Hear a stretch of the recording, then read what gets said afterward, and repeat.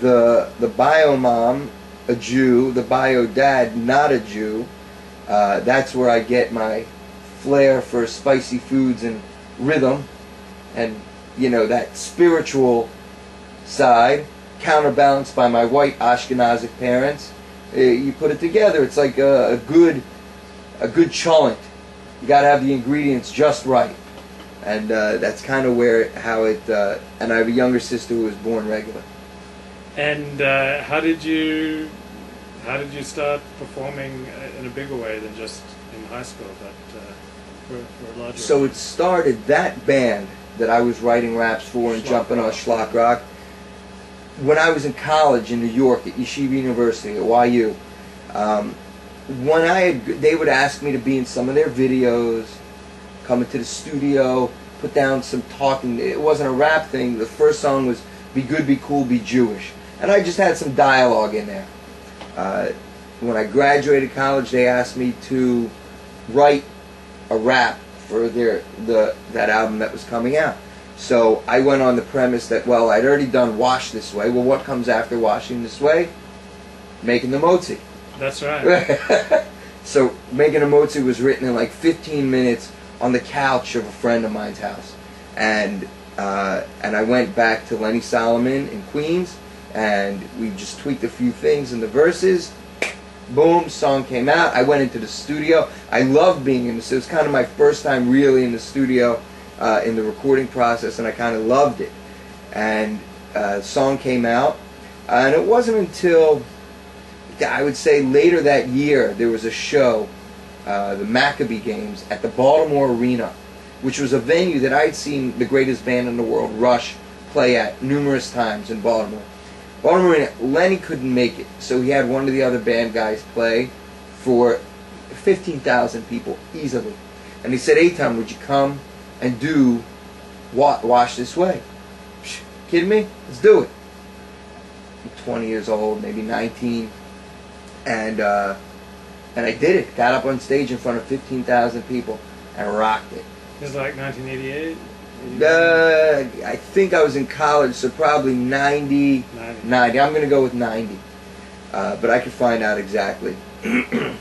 And that was the first public performance. Real public performance. At 7 years old, I was pulled on stage by Stanley Miller to dance with him. It was a great picture. Who's Stanley Miller? Oh, you got to go back to the early days of Jewish music. There was Stanley Miller, there was the Rabbi's Sons, Shlomo Carlebach, Diaspora Yeshiva Band. Those were the early 70s, Jewish rock and roll. Stanley Miller was one of those cats. There was Ellie Kranzler. It was great stuff. So they had in Baltimore every year an NCSY Hanukkah concert. And for Stanley Miller, I don't know how many years he came, I just know that both years I loved what I heard. The guy was great. He was a flute player, long beard, bald head with a big yarmulke, dancing around like Jethro Tull, playing Jewish rock and roll. I was in heaven, and one year he pulled me up on stage. There's a picture, it's got to be, I have it on my computer. I still have the 8x10, because the rabbi that organized that, fast forward several years, was the head of Atlantic Seaboard Region, NCSY, and he was the one that put me in those leadership positions. It was he that my parents took me to him to give me a structure. Like 12, 13 years old, get me involved. And that's how it went down.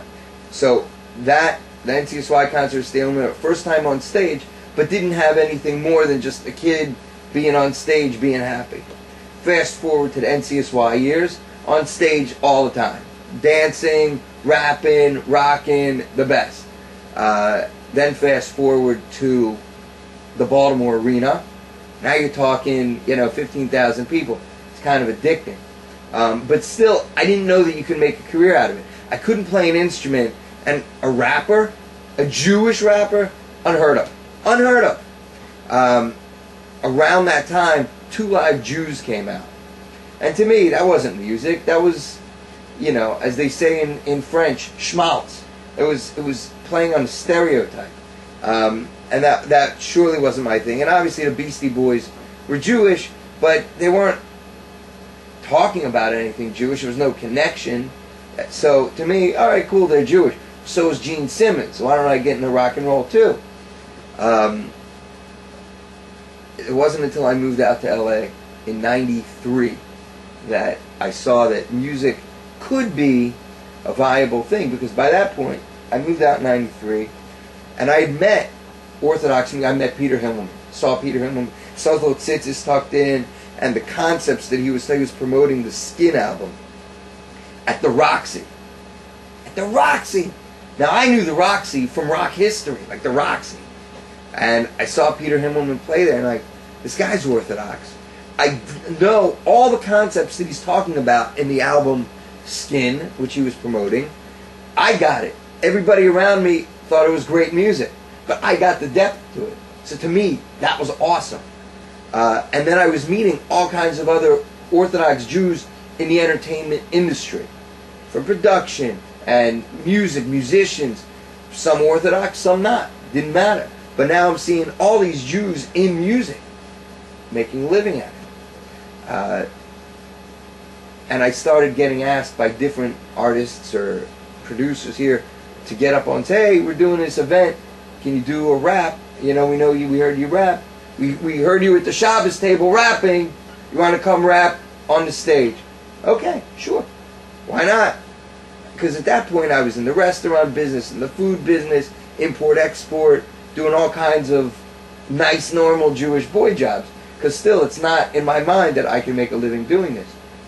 There's a turning point when I go on tour with a real rock band, and I learn how to keep. I learned the music business from behind the scenes, and I learned how to remain Orthodox on the road without letting that conflict with what I do. And I learned all the behind the scenes stuff, from the actual amplifiers and boards and all that, to the business of music and doing shows and dealing with booking agents and stuff like that. After those tours were over with that band, I went to grad school. So what year were those tours? In the late 90s. Okay. I'm saying 97, 96, 97, 98, somewhere in that pocket. Because at the same time I started grad school for education. So I got a master's degree in general education, but at the same point there's a parallel career path that's music that's starting to pay. I graduate, I start teaching. I'm in the schools teaching. Yeah. And I love teaching. Loved it. Hated principals and meetings and lesson plans and other teachers that are jealous because the kids love my class better than their class. And I didn't want to deal with the bureaucracy. And I had a much more enjoyable time in the music because I could do my own thing. And everybody got it. You know what I mean? Even when you're working together, it was a team effort. You weren't fighting each other. Whereas in the school system, there's this way and that way and my way and her way and his way. And I started getting paid more to do music. I was doing, as a side business, soundboards and stuff like that, and performing. I started getting asked more and more by Schlock Rock to go on tour with them regularly, getting more gigs performing here solo, and sound gigs for other bands. They said, you know something, let me focus my energy on that, and we're good to go. And that's what happened. 2001, 2002, I'm already on the Chabad Telethon, I'm a Howard Stern, I got, shortly thereafter, a reality show. There was, my first album came out, you know, I was doing on tour for me, I was going on tour for Schlock. It was great. It was great. I'm still doing it.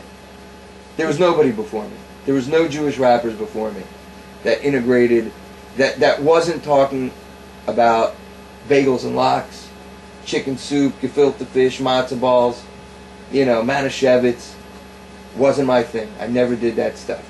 And when I did songs like Making a Motzi, that was specifically for Schlock Rock, even though that song is so much fun to do. What has But kept it's an educational song. I'm sorry. Yeah. What has kept you Orthodox? What has kept me Orthodox? I dig it.